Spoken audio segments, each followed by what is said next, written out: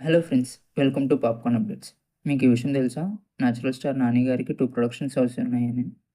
అవే 'wall poster' సినిమా and 'unanimous productions'. 'Wall poster' సినిమా 2018లో స్టార్ట్ చేశారు.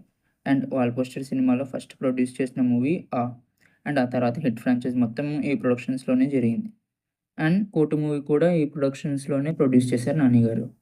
బట్ నౌ 'యునానిమస్ ప్రొడక్షన్స్' అని ఇంకో ప్రొడక్షన్ హౌస్ స్టార్ట్ చేశారు. 2 ప్రొడక్షన్ హౌసెస్ ఎందుకని 'నాని' అన్నని ఒక ఇంటర్వ్యూలో యాంకర్ క్వెషన్ అడిగారు.